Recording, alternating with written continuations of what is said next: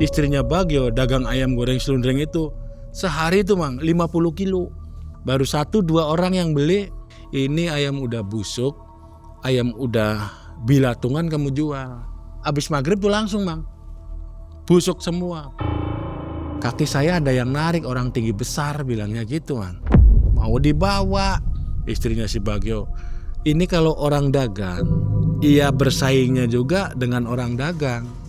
Pesaing dagang istri kamu itu yang ke-1 dia itu melakukan pesugihan mang. Terus yang kedua dia itu mempunyai ilmu sendiri mang. Pesaing kamu itu mempunyai guna-guna pring sedapur mang. Pring sedapur berarti guna-guna yang dahsyat ya? Dahsyat itu. Itu pertama nyerang Bagio, belum takdirnya gitu, ngantem ke istrinya. Itu keturunannya kena juga nggak? Kena semua. Bakal kena. Dari satu usaha warung ayam goreng yang sederhana, aromanya menggoda, menarik pembeli dari mana-mana. Tapi di balik ramainya pembeli yang berdatangan, ada iri dengki yang muncul dari pesaing dagangan. Santet pring sedapur penghancur usaha dikirimkan, yang turut menyerang keluarga dari sang pedagang. Teror santet kiriman akibat persaingan usaha ini dialami oleh tetangga Mas John.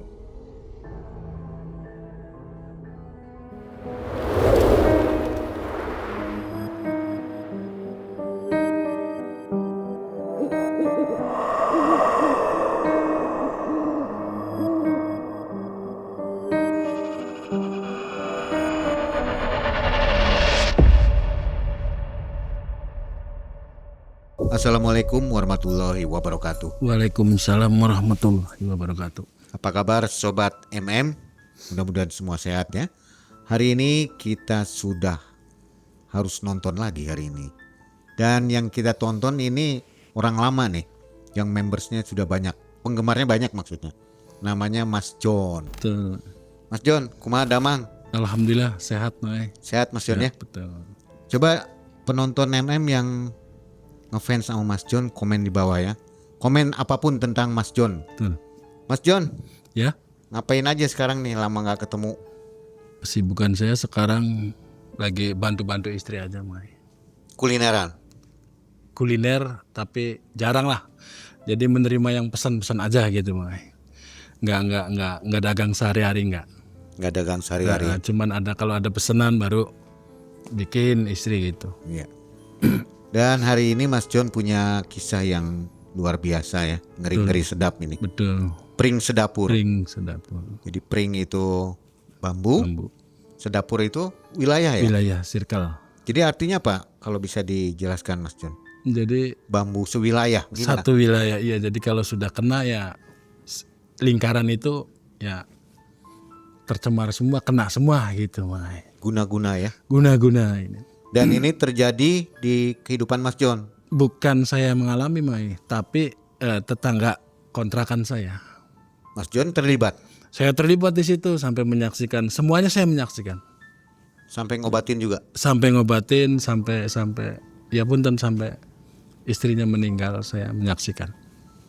Ini persaingan usaha katanya. Iya.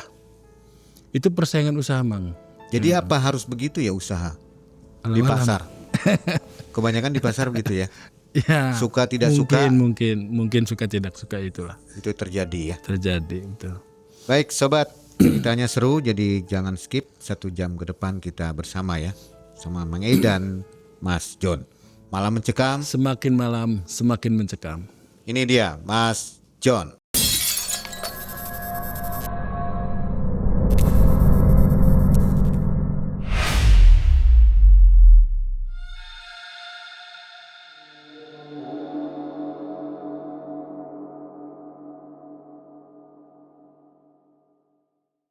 Jadi begini Mae, diawali dari kisah saya dengan istri yang ketiga Mae, itu di tahun 2018. Nah ya biasalah yang namanya driver supir, kan kenal di jalan, kenal di warung waktu itu Mae ya sama istri saya yang nomor 3 ini. Saya itu ngelihat istri saya kasihan Mang, kasihan capek di warung kan. Nah, dari situ saya omongin istri saya, Nok, Udah jangan di warung lagi, kata saya. Di rumah aja. Nah, alhamdulillah istri yang ketiga saya itu mau. Nah dari situ saya itu nyari kontrakan. Akhirnya dapatlah rumah petak, Mang. Itu ruangan sama kamar mandi aja lah yang namanya rumah petak. Istri saya mau diajak kontrak. Boyonglah istri saya yang tadinya di warung jadi tinggal di kontrakan, nggak tinggal di warung lagi. Dari situ saya ya menjalani rumah tangga yang normal lah gitu, Mang. Nah kebetulan tetangga saya ini, Mang, tetangga saya sebut saja ini ya, namanya Mas Bagio. Memang dia bukan orang warga sekitar, dia juga perantauan aslinya dari Jawa Tengah. Itu Mas Bagio sama istrinya namanya Mbak Ipah. Nah kalau Mas Bagio ini dia itu usaha dalam bidang jasa servis elektronik seperti mesin cuci, kulkas dan sebagainya. Nah kalau Mbak Ipah ini orangnya ulet, dia itu dagang ayam goreng, cuman nggak di rumah. Dagang ayam goreng di pasar. Kalau habis asar dia berangkat, pulang nanti jam 11, kadang-kadang jam 12. Jadi kesehariannya Mas Bagio tuh ya gitu. Servis antar istrinya ke pasar untuk berjualan ayam goreng selundreng tersebut. Itu yang namanya dagang tuh top, bener-bener top. Rumahnya istilahnya hasil dagang gitulah.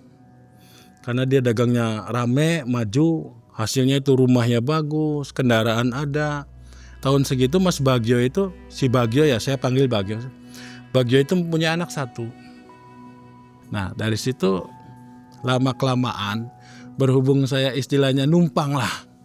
Saya bukan warga situ, akhirnya saya tuh bersosialisasi dengan warga-warga sekitar. Ibaratnya saya menitipkan diri lah di kampung tersebut gitu. Apalagi saya sifatnya kan atau pekerjaan saya kan sebagai driver, Mang. Driver itu jarang pulang.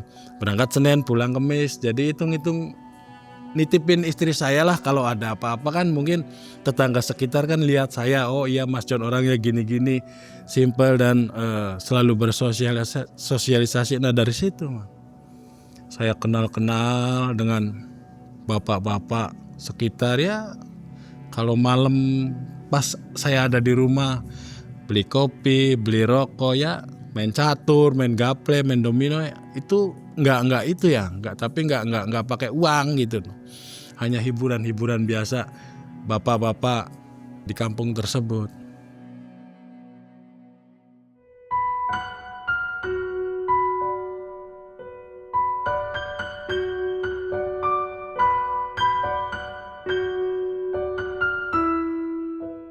Tiga bulan kemudian Bagio itu sakit-sakitan, Mang. Setelah saya tinggal di situ 3 bulan. Pertama yang dirasakan sama si Bagio itu kaki tuh merasa sakit, dengkluk. Kata saya ditanya, ya itu kaki kamu udah periksa belum? Barangkali asam urat atau rematik, kata saya tuh. Gak tahu jadi tiba-tiba kaki saya sakit. Dulu sih gak pernah kaki saya sakit. Bagio bilang gitu. Jadi kira sakit biasa aja, Mang. Saya berangkat, pulang biasa. Saya berangkat waktu itu hari Senin, pulang hari Kamis. Kok si Bagio itu masih dengkluk gitu. Cuman Bagio nggak merasa gimana, mungkin merasa asam urat tinggi atau rematiknya lagi kambuh gitu aja. Nah, saya main catur biasa, Mang. Tiap malam tuh saya tuh sama bapak-bapak sekitar, sama warga sekitar. Nah, selagi si Bagio sakit kaki, Bagio kan nggak bisa bantuin istrinya nih. Jadi istri saya tuh bantuin, Mang. Istri saya yang bantuin istrinya Bagio, bikin sambal, motong-motong lalaban, ngungkep ayam, ngemarinasi ayam untuk dagangnya Mbak Ipah. Si Bagio nih, Mang, kakinya nggak kunjung sembuh. Itu lama, kurang lebih itu 1/2 bulan.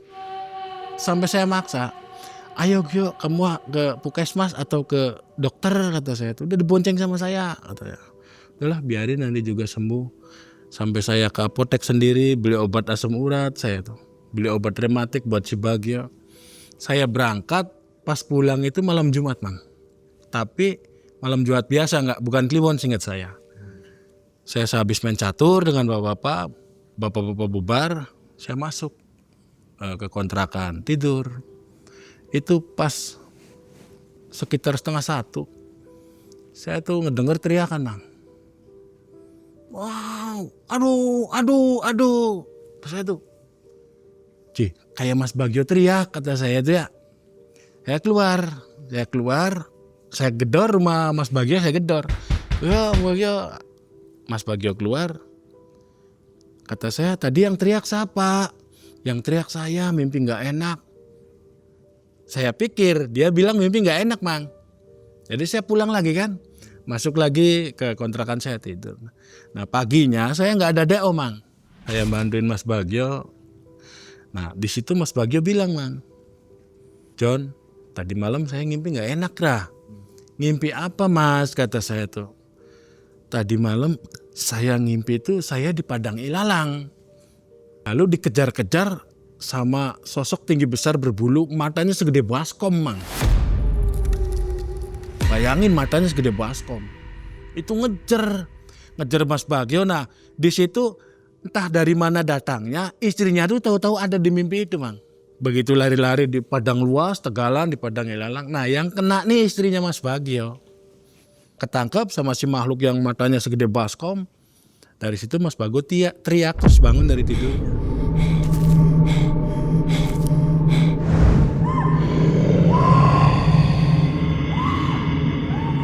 Ya saya berusaha nenangin, gak nakut-nakutin lah.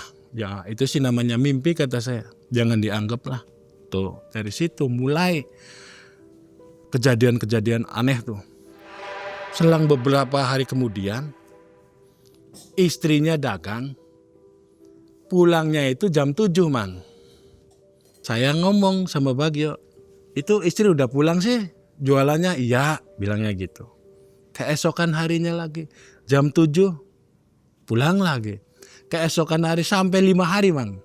Sampai 5 hari saya perhatikan jam 6, jam 7 pulang. Jam 6, jam 7 sampai 5 hari. Akhirnya saya ngomong nih sama Mas Bagio. Waduh, Gio kata saya tuh. Ini sih bakalnya bisa beli rumah lagi atau bisa bikin rumah lagi. Apa mau beli mobil kata saya. Bilang gitu. Bagio tuh marah Mang. Kamu jangan ledek saya. Maksudnya gimana Mang?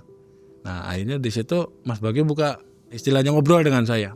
Nih sebenarnya istri saya itu dagang ayam dibuangin aja Mang. Kok bisa dibuangin gimana? Gio kata saya tuh. Jadi istri kamu kan ngebantuin, bilang ke saya gitu. Istri kamu kan ngebantuin, iya. Istri kamu tahu sendiri kan ayam segar, sayuran segar, sambal istilahnya baru, dadak bikin. Itu begitu nyampe ke sana Mang, nyampe ke pasar. Baru 1-2 orang yang beli, datang lagi tuh yang orang yang beli 1-2 itu datang lagi. Datang lagi bilangnya gini, ini ayam udah busuk, ayam udah bilatungan kamu jual. Setiap hari itu Mang. Baru 1 yang beli, baru paling banyak 5 yang beli itu datang semua lagi orangnya. Bilangnya ayam bilatungan kamu jual. Jadi selama 5 hari nih selalu rugi Mang. Dagangan selalu hancur. Nah terus kata saya, itu dagangannya kemana? Ya kan istri kamu pulang gak bawa dagangan, berangkat kan bawa dagangan. Jujur aja sebenarnya saya buang. Jadi sebelum nyampe ke rumah Mang, itu dagangan dibuang sama Mas Bagio, sama istrinya tuh. Kalau misalkan dibawa ke rumah, saya kasihkan tetangga atau warga sekitar, itu saya takut dibilang ngece atau ngehina. Karena saya menyaksikan sendiri John. Yang dikembalikan sama pembeli itu memang ada bilatungan, terus dagingnya merah. Yang saya cek juga yang ada di dasaran, ya itu memang semuanya gitu. Jadi kalau dagang abis maghrib, abis asar buka, abis maghrib tuh langsung Mang. Busuk semua, bangsang semua, basi semua. Sampai bilatungan juga, sampai bilatung itu ada. Padahal Mang, istrinya Bagio dagang ayam goreng selundreng itu sehari itu Mang 50 kilo. Ayamnya aja 50 kilo. Belum sayur asamnya. Dagangnya sih pakai gerobak Mang, enggak nggak permanen, cuman alhamdulillah bisa bikin rumah, bisa beli macam-macam lah. Kalau mobil belum nggak ada ya, cuman kehidupannya cukup lah gitu. Istri saya juga ngomong dagangnya itu hebat Mbak Ipa tuh, sehari bisa 50 kilo. Nah dari situ setelah dagangan basi terus, mulai pertama awal kejadian ya seperti Mas Bagio, istrinya tuh teriak-teriak Mang, malam loh, sekitar jam 1-an saya denger istrinya Mas Bagio itu teriak, ngejerit.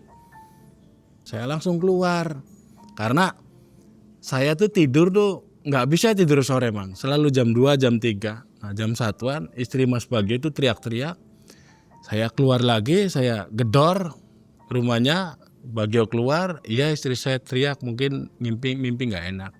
Setelah malam itu teriak, saya berangkat Mang. Ada DO, berangkat saya tuh. Waktu itu saya agak lama, sampai sekitar 8 hari lah baru pulang. Nah saya pulang 8 hari itu istrinya Bagio itu udah sakit Mang. Kata istri saya, Mas itu Mbak Ipa sakit. Sakit apa? Nggak tahu aja.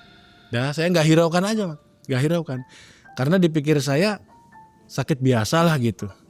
Keesokan harinya nggak ada keluar-keluarnya Mang. Sampai 3 hari nggak ada keluar-keluarnya. Nah pas waktu itu kan saya nggak main 3 hari tuh nggak keluar. Jadi nggak tahu informasinya. Padahal berdekatan dengan saya, dengan kontrakan saya berdekatan. Nah udah 3 hari nggak keluar. Saya tanya sama Bagio. Yo, istri kamu kemana? Mbak Ipa kau nggak keluar-keluar, kata istri kamu sakit. Iya aja. Berhubung saya pikir sakit biasa, jadi saya sama istri, yuk ke situ ke istri Mas Bagio. Nengok, pikir saya dengan tetangga kan gitu. Begitu saya nengok Mang, itu badannya udah berubah drastis Mang. Yang tadinya gembleng mayeng, sekal badannya, istilahnya gemuk lah. Cepet banget ya. Cepet banget, dalam hitungan 12 hari seingat saya. Saya berangkat 8 hari, di rumah 4 hari. 12 hari. Padahal waktu saya masih mau berangkat tuh masih seger. Begitu saya masuk, ya Allah kata saya tuh. Sampai bilang, Mbak Ipa sakit apa sebenarnya? Kok badannya cepet kata saya tuh. Gak hitungan bulan. Baru saya berangkat kok pulang Mbak Ipa udah kayak gini, gak tahu. Bilangnya gitu mah gak tahu. Kata saya, Gak, tuh Mbak Ipa dibawa ke dokter, kasihan. Gak mau, saya padahal saya mau membawa tapi gak mau. Mbak Ipa ini gak mau ke dokter tuh. Nah, saya ke garasi. Nah ke garasi itu, waktu itu saya inget Mang, hari Kamis malam Jumat, itu Jumatnya Jumat Kliwon. Saya ke garasi, gak ada muatan, saya pulang lagi. Setelah Isya ada bapak-bapak sekitar ya, bapak-bapak sekitar manggil-manggil saya, John keluar. Saya keluarlah main catur. Biasa main catur. Nah, seingat saya itu malam Jumat Kliwon, terus jam 11 itu bapak-bapak ngejak bubar. Udahlah, besoknya ada yang mau kerja, ada yang aktivitas sendiri-sendirilah. Saya masuk Bang. Begitu saya masuk nggak lama, belum jam 12 itu Bang. Belum jam 12. Banyak orang wang. Ada yang ngobrol, situasi karep dewek lah ngobrolnya. Banyak sekali. Apa bapak-bapak kumpul lagi, pikir saya gitu Mang, kan semuanya udah pulang. Begitu saya intip Mang, kan Ma Bagio depannya itu Siskambling, percis Siskambling, pos tempat nongkrong bapak-bapak. Begitu saya intip, Masya Allah Mang, itu banyak sekali Mang. Jadi banyak sekali, sosoknya sih kayak manusia gini, kayak manusia. Tapi ada yang bajunya belel, ada yang bajunya compang-campeng, terus ada yang bajunya kayak tanah semua, kayak tanah merah tuh, kayak habis dikubur gitu. Kayak zombie ya? Kayak zombie itu, saya mau ngomong itu Mang, kayak zombie. Ada yang rambutnya awig-awigan, ada yang pelontos, itu nganging. Cuman mereka tuh pandangannya Mang ke rumahnya Mas Bagio, nggak kemana-mana pandangannya.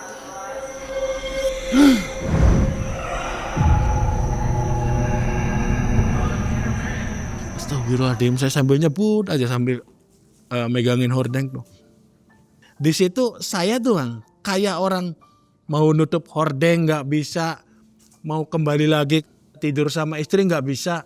Jadi saya tuh kayak orang kena apa ya, kena pupu bayu mang, lemes dedes. Terus saya menyaksikan makhluk-makhluk itu ganti mang, udah ganti, bukan itu aja.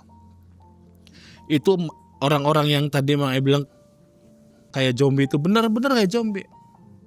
Itu hilang, nggak lama kemudian ada suara burung mang.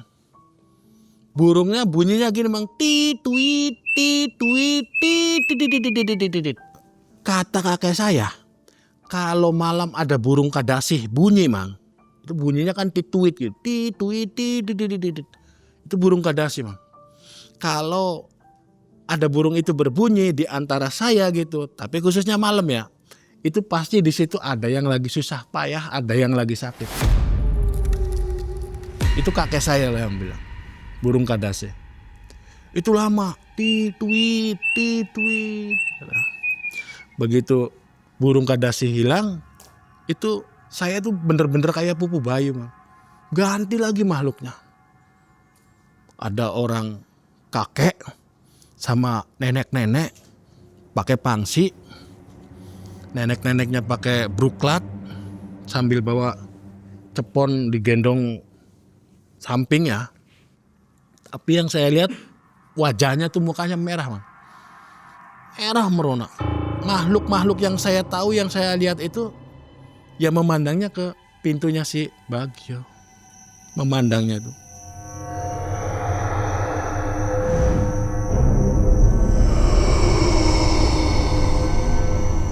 Sekitar jam 2:30 itu lama angin tenang sekali mang. Biasa kalau tengah malam jam tuh krek itu nggak ada bunyinya. Setelah tenang itu saya bisa gerak mang, bisa gerak. Akhirnya saya tutup hordeng, saya tidur.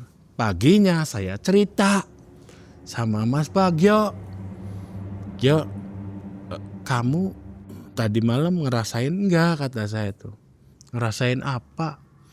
Merinding atau gimana? Enggak, orang saya begitu main catur bubar saya langsung tidur. Oh, tapi saya nggak cerita mak, cuman ngerasain enggak gitu. Nah, paginya saya berangkat lagi ke garasi, nggak ada muatan lagi mang. Paginya tuh, akhirnya saya pulang lagi ke rumah. Ngaruh dari mana itu ya? Nggak ada muatan. Ya nggak tahu, mungkin lagi sepi gitu ya. Memang lagi sepi aja. Memang lagi sepi waktu itu. Saya pulang lagi ke rumah. Nah setelah saya pulang ke rumah biasa sama bapak-bapak. Cuman waktu Sabtu malam Minggu itu bapak-bapak nggak datang semua, cuman 4 orang yang datang. Itu sampai malam mang. Main catur sampai malam saya tuh sama bapak, sekitar pikirnya malam Minggu kan bang. Dan jatuh sampai malam. Kurang lebih jam 12-an itu baru bubar. Nah, baru bubar saya masuk. Istri saya lihat udah tidur. Aduh, udah tidur ya.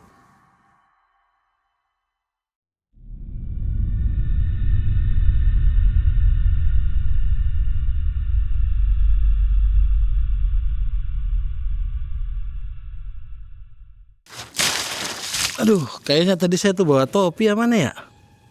Oh ini kali ya, di dalamnya. Oh iya tuh. Enak nih dipakainya. Dah. Ininya simpen dulu yang saya pakai topi ini. Sekitar 2:30 ini menjelang pagi mang. Setelah 2:30 itu saya mendengar kompor gas, kayak kompor gas lah. Kayak kompor gas.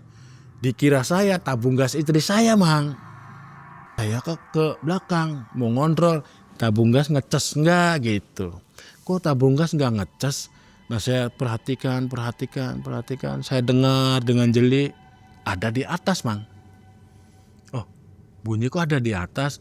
Itu percis saya mau buka pintu mang. Saya mau buka pintu udah melangkah kaki satu ke luar. Saya lihat itu mang Banaspati. Ya kalau menurut saya ya itu bisa dikatakan Banaspati atau Kemang mang, soalnya bola api mang. Bola api di atas rumahnya Bagio. Itu suaranya percis kayak kompor gas, kayak gas bocor lah, cos gitu. Dari situ saya masuk lagi Mang. Masuk lagi, saya tutup pintu, saya liatin aja. Itu lama, muter tuh. Muter-muter di atas rumah Bagio itu lama. Muter Mang. Jadi nggak di satu titik nggak. Itu muter-muter terus. Muter-muter. Nah, waduh ini apakah saya harus ngomong? Saya tuh bingung Mang. Kasihan ini jelas nih. Jelas guna-guna lah, jelas kiriman lah. Ya, cuman alam nggak tahu siapa yang ngirim. Ini jelas. Muter. Itu hilang. Sekitar jam 3 lah. Sekitar jam 3 hilang. Itu kuntul Mang yang datang. Kuntul. Kuk. Nah kuntul itu 3 Mang. Burungnya 3. Pengalaman saya yang pernah saya ceritakan di sini di Malam Mencekam. Itu saya pernah kena hal seperti itu. Kuntulnya 2, yang diincar tuh saya dengan istri saya Mang. Iya. Nah, Videonya yang ini nih. iya ada. Yang diincar tuh istri saya dengan saya. Nah pas waktu itu kuntulnya 3 baris. Ya di keluarga itu, di rumah itu kan ada 3 orang Mang. Anaknya, Bagio sama istrinya. Tuh. Wah ini bener. Peristiwa ini yang saya alami persis nih kayak Bagio. Karena kuntulnya 3. Nah setelah kuntul pergi, asola, bangun. Paginya itu Mas Bagio kebingungan Mang. Kebingungan. Akhirnya Mas Bagio ngomong ke saya. Itu gimana ya istri saya, kata Mas Bagio. Maksudnya gimana Mas Bagio? Sakitnya makin parah. Boleh saya ke kamar Mas Bagio? Coba lihat. Nah begitu saya masuk ke kamar, ya yang saya lihat pertama itu menurut saya udah parah Mang. Ini yang saya lihat yang kedua malah lebih parah. Jadi hanya tulang terbalut kulit saja Mang. Nah di situ baru saya nyaranin Mas Bagio. Mas Bagio, cepatlah ikhtiar kata saya tuh. Cepet ikhtiar. Jangan sampai kebelan. Nah, kebelan tuh apa ya bahasanya? Terlambat. Jangan sampai terlambat kata saya tuh. Ini udah nggak bener nih. Nah dari situ saya ceritakan. Akhirnya saya ceritakan Mang. Waktu malam Jumat saya lihat ini. Nah terus kemarinnya lagi saya lihat ini. Nah yang terakhir saya lihat kuntul Mas. Nah kuntul itu perlambang nih, yang mau diambil siapa kata saya. Karena setahu pengalaman saya seperti itu, bukan pengalaman saya sendiri. Nah di situ Bagio tuh hanya iya dan iya Mang. Jadi seolah-olah si Bagio tuh mau melangkah untuk berobat tuh kayak ada yang jegal. Dia menerima masukan dari saya tapi dia nggak mau melakukan gitu. Padahal sudah jelas-jelas saya tuh menceritakan semua kayak gitu. Sampai banyak makhluk, ada makhluk yang begini. Tapi Mas Bagio itu tetap nggak.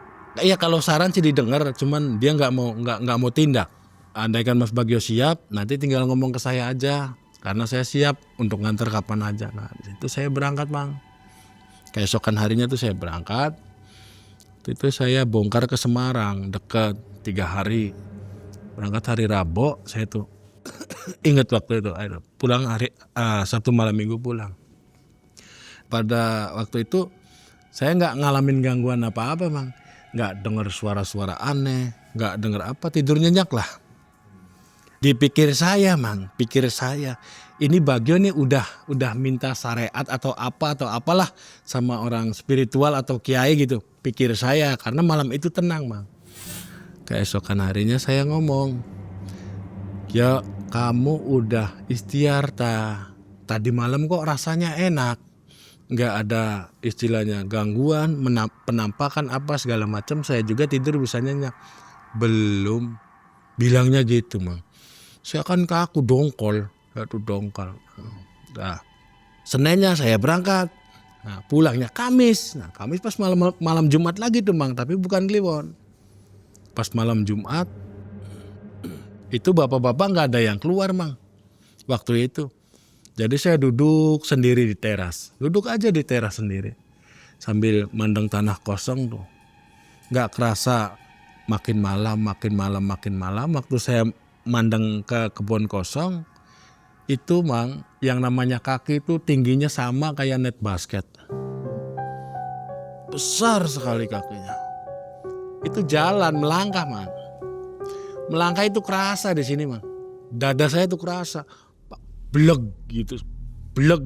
Hanya 2 langkah. 2 langkah yang saya lihat masuk ke rumah si Bagio. Begitu langkah yang ketiga masuk ke rumah si Bagio, itu teriak istrinya Mang. Tolong gitu teriak. Nah, pas saya waktu itu lagi duduk di teras, belum masuk ya, sekitar jam 11 setengah 12. Tolong, Bagio juga teriak, tolong. Saya langsung lari karena berdekatan Mang, hanya kadang gang aja. Saya langsung lari masuk. Itu istrinya Bagio tuh matanya udah nggak ada hitam-hitamnya Mang. Bagionya kayak orang apa ya, si Sasa atau gimana ya? Gimana ini? Nah, nggak lama kemudian sadar sendiri Mang. Terus istrinya ditanya sama Bagio, kamu kenapa? Kaki saya ada yang narik, orang tinggi besar, bilangnya gitu Mang.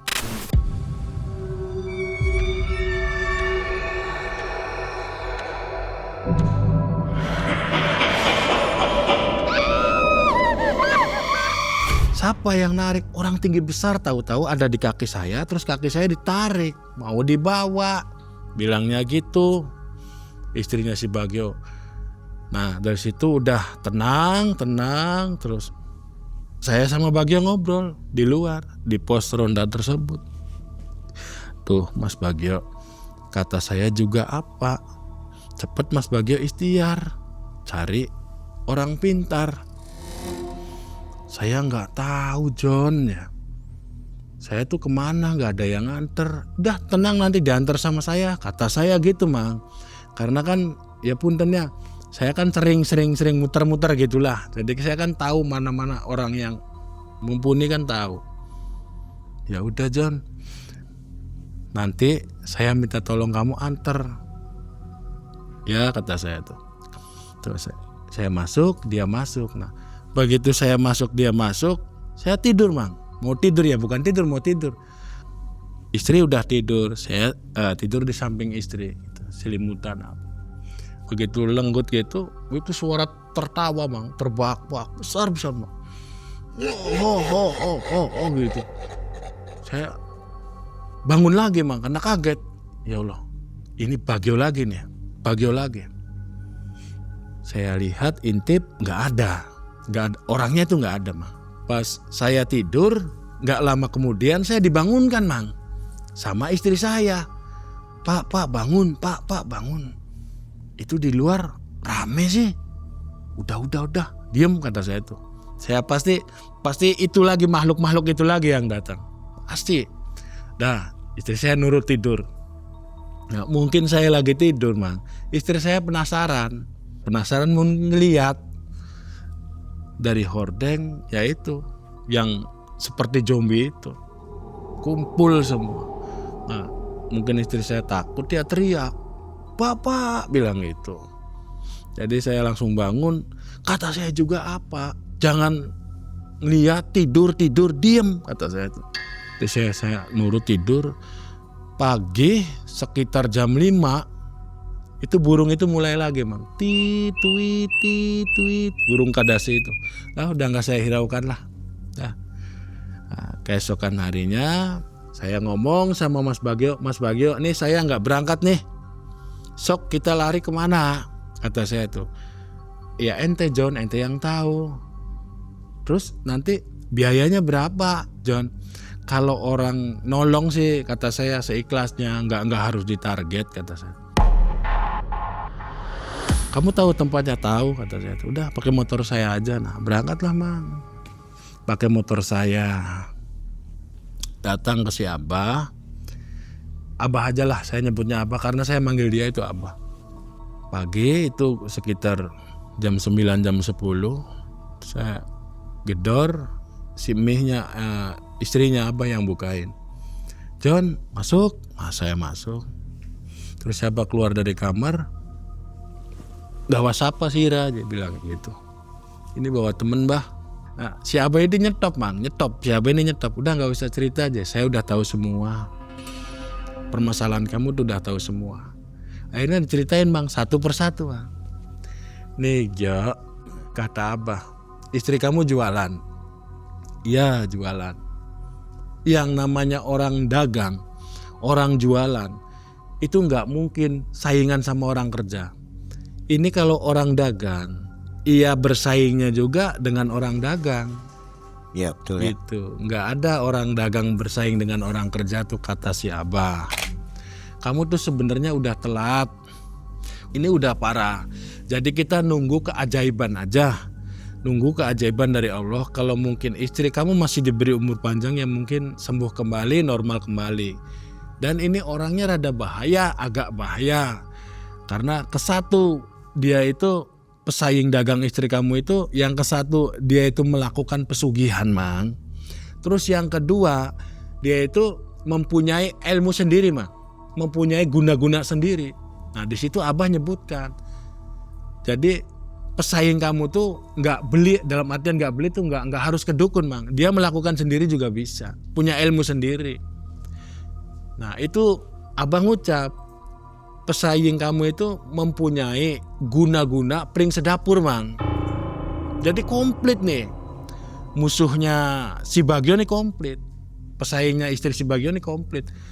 Jadi pesugihannya jalan, ilmu guna-gunanya dia juga punya. Bahkan ilmu guna-gunanya ini kelasnya bukan yang kelas deet-deet Mang. Bukan yang kelas ecek-ecek. Ini kelasnya guna-guna pring sedapur. Ya ini juga pernah tayang di Malam Mencekam ya. Oh pernah berarti. Iya. Kisahnya ini ditayangkan bulan Desember kalau nggak salah. Oh, pernah berarti ya. 2024 ya. Nah, hampir mirip keganasannya nih. Iya. Ya jadi gitu Mang. Jadi dia itu nggak datang ke dukun santet atau ke dukun apalah, ke dukun ilmu hitam untuk mengguna-gunanya si istri Mas Bagio. Enggak. Dia tuh punya sendiri Mang. Ini bahaya kata Abah. Ini orang bahaya nih kata Abah gitu. Cuman istri kamu ini udah terlambat, udah telat lah ngomong kasar. Nah di situ Bagio merenung Mang, lamun aja. Dah gini aja Mas Bagio, kata Abah, kita kesatu tunggu keajaiban dari Allah, dan yang kedua kita jalani istilahnya untuk penangkal. Nah, dikasih caranya Mang itu untuk penangkalnya tuh, Mas Bagio, untuk 1 minggu ke depan paling cepet, lama-lamanya 21 hari, Mas Bagio ini harus mendatangkan orang. Harus mendatangkan orang dalam artian untuk melek tuh Mang. Melek, begadang. Jadi setiap malam itu harus ada yang begadang. Di rumah Mas Bagio itu harus ada yang begadang. Jangan sampai kosong rumahnya. Jangan sampai orang tidur semua. Dan Mas Bagio dikasih dua penolak lah. Penangkal bisa dilihat. Itu yang satu belirang Mang. Belirang. Yang satu garam kasar tuh, garam kasar. Terus dikasih air sebotol besar, botol mineral yang besar tuh. Ini air diminumkan ke istri Mas Bagio. Terus yang separohnya buat mandi. Nah ini belirang. Nanti kalau orang bapak-bapak tetangga kamu melekan, tolong ini dibakar.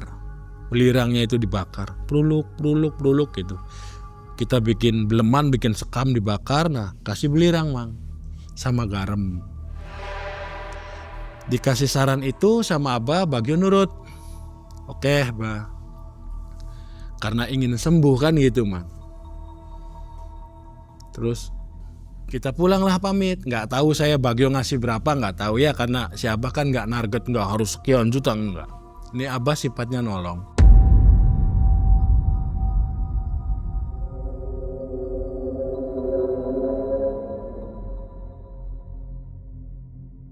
Dari situ saya pulang. Akhirnya bapak-bapak yang biasa main catur itu Mang, bapak-bapak yang biasa main catur dimintai tolong sama Mas Bagio. Nanti malam tolonglah, cepatnya 1 minggu, lamanya 21 hari, saya minta tolong untuk bapak-bapak kumpul di rumah saya untuk melekan. Karena istri saya nih, itu Mas Bagio terang-terangan Mang, karena istri saya ini sakitnya nggak wajar.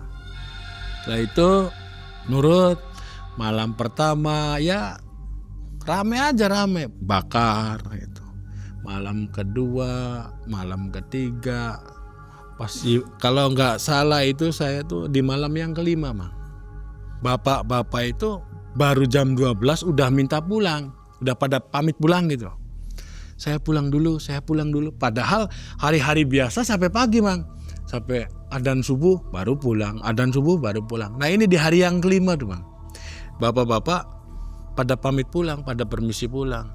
Akhirnya ya gimana, mau ditahan-tahan gimana, saya kan minta sukarelanya. Kan gitu, kalau saya siap membantu, siap. Bapak-bapak itu pada pulang, tinggal saya berdua sama Bagio Mang. Sekitar jam 12, bapak-bapak pergi jam 12 lewat lah, jam 1-an. Lagi enak-enak ngopi, ngerokok sama Bagio tuh klemong. Itu dari dalam rumah Mang, itu suara dibanting, kayak perabot dibanting. Buang, panci itu gelontang. Saya perasaan udah nggak enak lagi nih, langsung merinding saya tuh, jitok, udah nggak enak lagi. Bagio lari masuk. Nah si Bagio lari masuk tuh dikira Bagio istrinya Mang. Jadi Bagio kan masuknya langsung ke kamar, nggak ke dapur. Nah saya lari ke dapur. Ternyata di dapur nggak ada satu piring atau panci yang jatuh, nggak ada. Padahal itu suaranya jelas, bang kayak dibanting-banting. Tapi begitu saya lari ke dapur, itu panci piring nggak ada yang jatuh. Saya nggak ngomong sama Bagio, Bagio keluar, saya keluar. Nah, alhamdulillah sampai pagi. Nah keesokan harinya Jumat malam Sabtu datang lagi bapak-bapak. Setelah bapak-bapak datang biasa.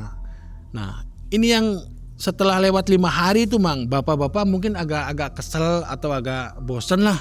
Jadi jam 12 izin pulang lagi. Nah waktu itu setelah bapak-bapak pulang, saya ingat Jumat malam Sabtu ya, bukan Jumat malam Sabtu.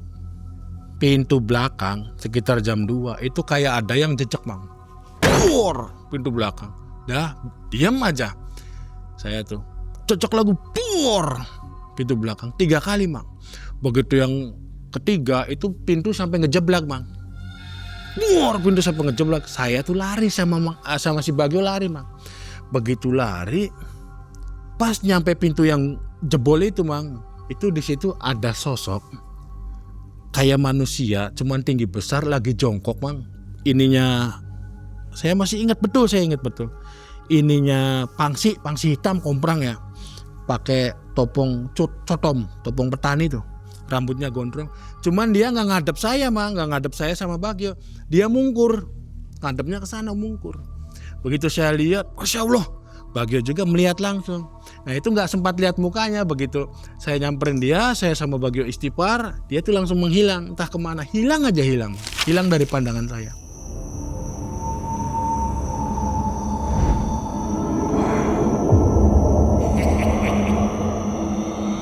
Dari situ pintu malam-malam saya betulin sama Bagio, pasang yang saya tutup. Paginya saya kesana lagi Mang, pagi-pagi. Saya penasaran nih, saya nolong orang istilahnya sampai tuntas lah. Paginya saya ke si Abah lagi. Gimana Bah, gini-gini kata saya tuh. Cerita lagi Bagio. Dah aja. Sekarang saya jawab, kata si Abah, kayak kemarin, ini nunggu keajaiban aja. Soalnya udah terlambat. Pulang dari situ si Bagio udah lemes Mang. Lemes karena si Abah selalu bilang nunggu keajaiban. Nah, waktu itu malamnya lek-lekan lagi. Paginya pikir si Bagio Mang, ada order. Si Bagio tuh dapat order ngebetulin mesin cuci Mang. Kata saya, Gio kesana nggak apa-apa, nanti istri kamu saya yang jaga sama istri saya. Saya bener-bener saya Mang, istilah dalam artian sampai saya ninggalin kerjaan Mang. Saya tuh, nanti istri kamu saya yang jaga ya John ya. Sama ke istri saya ngomong, Mbak tolong ya Mbak jaga istri saya. Oke, kata istri saya. Akhirnya Bagio kesana Mang, pergi. Pas itu Bagio sore harinya antara jam 3 atau jam 4 ya. Bagio tuh pulang Mang. Pikir saya suaminya udah pulang, jadi saya saya pulang ke kontrakan. Nggak lama kemudian Bagio tuh teriak sambil nangis Mang. Teriak sambil nangis. Kata saya, ada apa nih? Karena waktu saya nungguin istrinya, Bagio kan pergi jam 11-an Mang, jam 11 siang. Saya nggak berani masuk ke kamar, nggak berani istilahnya nengok, nanti takut ada apa-apa gitu kan. Saya sih hanya jaga aja, barangkali istrinya Bagio mau minum apa kan saya ambilin. Nah waktu itu memang dari pagi itu, dari selepas si Bagio pergi itu saya nggak nengok, nggak nilikin istrinya Bagio, nggak, saya di luar aja sama istri saya gitu ya. Itu pas Bagio pulang teriak-teriak sambil nangis, Bagio tuh mau nggak guguk si Bagio tuh. Saya masuk lagi Bang, ya tuh. Begitu saya masuk, ada apa Gio? Bagio masih di kamar. Nah istri saya masuk, ngerojol masuk ke kamar, istrinya udah kaku gitu Bang. Gitu, tangannya jadi ngelipat gitu tuh, tangannya tuh. Meninggal. Istrinya udah kaku, meninggal. Nah dari situ sabar, kata saya, sabar. Si Bagio ya langsung siaran, innalillahi gini. Innalillahi wa inna ilaihi raji'un. Telah berpulang ke rahmatullah. Itu kan meninggalnya sore Mang. Sore kata Bagio, nanti aja, besok aja di kuburnya. Sekarang dimandiin terus diurus jenazahnya, udah beres, besok kita langsung angkat gitu. Sekarang kan udah sore, udah maghrib kayak kata Bagio. Jadi malam itu jenazah hanya dimandikan, terus diurus, masukin ke keranda. Nah waktu dimandikan Mang, kan ini jenazah perempuan Mang. Jadi kan tidak diwajibkan, seorang suami kan tidak diwajibkan kecuali anaknya kan. Ibu pemandi jenazah bilang keluar, waktu lagi mandinya keluar, Gio pengen deleng beli Rabia Sira, bilang gitu. Mau lihat nggak istri kamu? Kata ibu pemandi jenazah. Bagio penasaran Mang, karena waktu di kamar kan jenazah kan kalau pakai baju kan nggak dibuka Mang, nanti dibukanya kan di tempat pemandian kan pakai gunting, nanti kan bajunya digunting karena udah kaku ya. Nah waktu itu si Bagio masuk Mang, saya lihat aja si Bagio masuk. Cuman begitu masuk nggak lama kemudian Bagio keluar tuh kayak nangis nggak ada suara gitu loh Mang, kayak nangis nggak ada suara. Saya samperin, sabar kata, sabar Gio, sabar, istighfar. Duduk. Begitu duduk sambil nangis nyeritain, itu jenazah istri saya bolong ini merah kecil tuh Bang, bolongnya kecil. Cuman di dada aja Bang, di yang lain sih nggak ada, ini aja dada, payudara apa sampai ke sini bolong. Itu yang bikin saya teriuh, si Bagio nangis sampai nggak ada suaranya itu Bang. Yang namanya nangis tuh harusnya ada suaranya Bang. Ini Bagio nangis sampai nggak ada suaranya, mungkin saking mendalamnya Bang. Itu ya Allah, udah Gio sabar kata saya itu. Nah, keesokan harinya kan jenazah dimandikan, sudah beres, sudah disolati, udah apa, si bapak-bapak pada ke makam untuk menggali kuburan. Setelah menggali kuburan, jenazah diurus sampai beres pemakaman. Nah, beres pemakaman ada yang ngomong nanti malam jangan sampai disuruh kita tahlil di rumahnya Bapak Bagio kan gitu. Malam pertama tahlil, keesokan harinya kan bawa air bunga tuh Mang ke makamnya, ke kuburan. Paginya subuh, setelah sholat subuh ke kuburan. Nah itu Mang, yang namanya kuburan, kalau namanya kuburan yang baru itu kan tanahnya masih basah Mang, masih gunduk.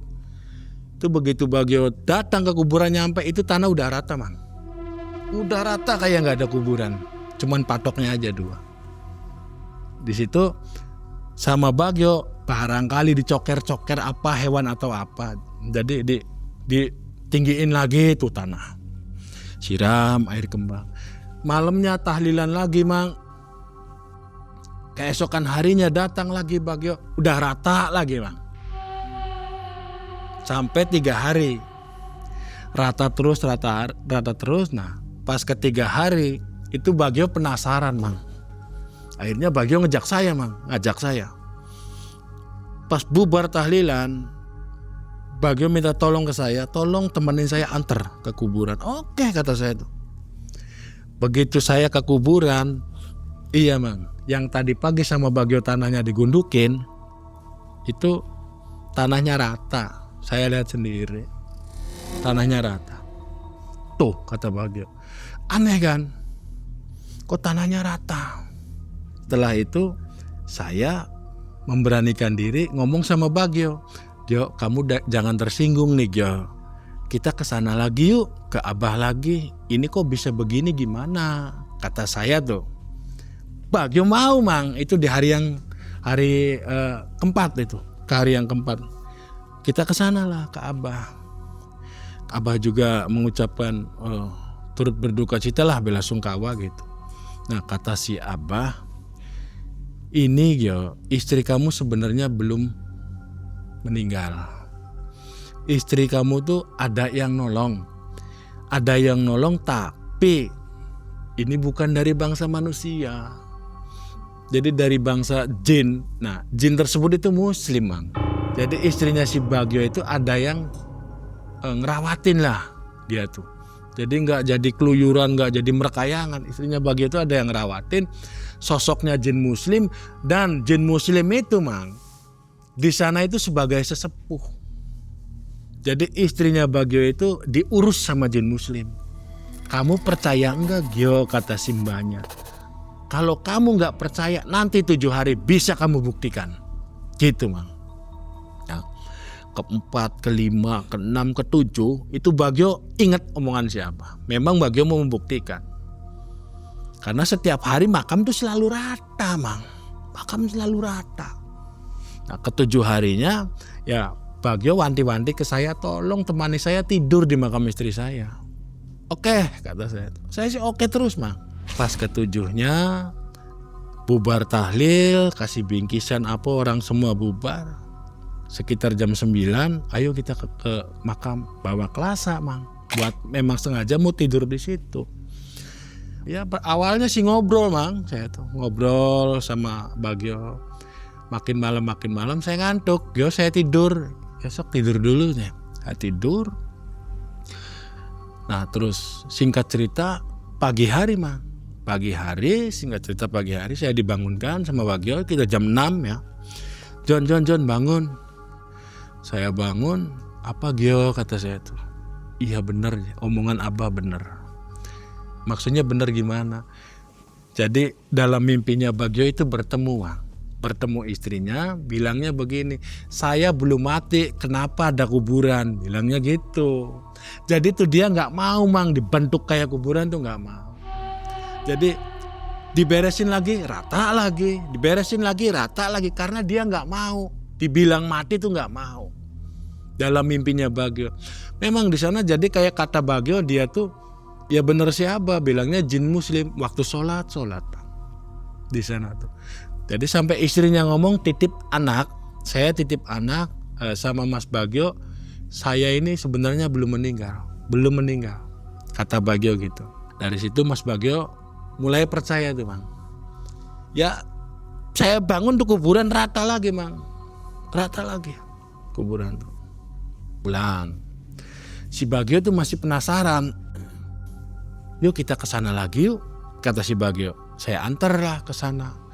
Begitu saya antar ke sana, Bagio itu mau tahu siapa orangnya. Tapi Abah tidak menunjukkan orangnya siapa, dan sudah kata Abah, udahlah kita pasrah aja. Biarlah orang lain berbuat seperti itu, nanti kata orang Sunda, mak dosa mual ditanggung ku batur. Dah dia yang memikul dosanya, dia yang menanggung dosanya. Sekarang Mas Bagio ikhlaskan saja. Apalagi Mas Bagio sudah mengetahui bahwa istri Mas Bagio itu ada yang menyelamatkan, diurus sama sosok jin muslim. Kata Mas Bagio, iya Bah bener. Karena begitu tanah digundukan lagi, rata lagi, tanah digundukan lagi, rata lagi. Iya, karena istri Mas Bagio itu belum meninggal, jadi dia tuh nggak mau di situ ada kuburan, dia tuh nggak mau karena dia merasa belum meninggal. Dan pada akhirnya ya Mas Bagio menerima dengan ikhlas. Sekarang anaknya juga udah besar. Berapa anaknya? Anaknya 1 laki sama Mbak Ipa itu. Udah dewasa ya? Udah dewasa sekarang. Pring sedapur berarti guna-guna yang dahsyat ya? Dahsyat itu. Itu pertama nyerang Bagio waktu kakinya itu pertama yang diserang Bagio, Mang. serang Bagio, mungkin Bagio belum takdirnya gitu, ngancemnya ke istrinya. Kalau anaknya kan ikut sama neneknya, Bang. Itu keturunannya kena juga nggak? Kena semua. Bakal Mang. kena. Bakal kena. Tapi ini udah diputus. Pelaku tersebut, Mang. Entah kalau alam yang melakukan siapa ya, karena siapa juga nggak ngomong. Terus pelaku juga udah merasa puas karena si Bagio ini bisa dikatakan usahanya udah hancur, bantas, istrinya udah tewas. Dari situ udah puas dia. Makanya alhamdulillah Bagio sampai sekarang ya sehat. Jadi dicabut begitu ya? Dicabut. Nggak diteruskan? Kalau Bagionya meneruskan usaha istrinya, ya Terus itu. Dendamnya dia tuh. berarti si pelaku masih ada hati juga ya? Maksudnya nggak meneruskan sampai turunan-turunannya dibantai? Enggak. Karena si Bagio itu begitu istrinya meninggal, usahanya bangkrut, usaha istrinya hancur. Si Bagio itu udah nggak mau meneruskan istrinya. Dia kan pilih jadi tukang servis.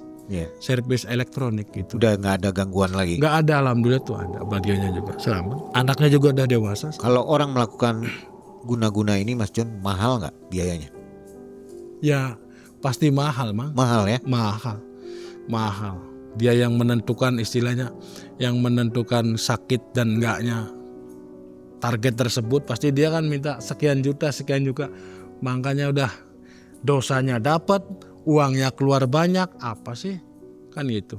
Menurut Sudah bisa saya dipastikan gitu. Ini saingan dagang ya? Nah, gitu, persaingan usaha. Usaha yang sama mungkin. Usaha yang sama. Ya, yang saya katakan tadi, pedagang ya dengan pedagang, pekerja ya dengan pekerja, buruh ya dengan buruh. Gitu. Ya. Oke Mas John, makasih ya.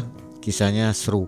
Kalau Mas John yang berkisah nih benar-benar terbuai ya. Terima kasih. Masuk ke dalam kisahnya kita. Mas John dan istrinya hanya ingin hidup tenang di sebuah kontrakan yang sederhana. Namun ketenangan itu tak bertahan lama. Tetangga mereka hidup dalam kesuksesan yang terasa janggal. Gangguan mulai datang, sakit tanpa sebab, dan dagangan yang tiba-tiba membusuk. Malam itu tak lagi sama. Hingga akhirnya kebenaran itu terungkap bahwa ada sesuatu yang dikirim dalam diam. Sesuatu yang disebut santet pring sedapur. Halo Sobat Malam Mencekam, ini waktunya buat sobat semua untuk jadi lebih dekat bersama Malam Mencekam. Ayo gabung membership sekarang juga, cuma dengan 10 ribuan. Kalian bisa dapat akses ke ratusan konten eksklusif. Mulai dari pembuktian ilmu goib, perjalanan dan penelusuran tim Malam Mencekam, sampai momen lebih dekat bersama para narasumber. Dan nggak cuma itu, member juga bisa nonton video terbaru lebih awal. Plus dapat emoji dan badge eksklusif khusus member, biar identitas kalian makin mencekam. Klik tombol gabung sekarang dan jadilah bagian dari keluarga besar member Malam Mencekam.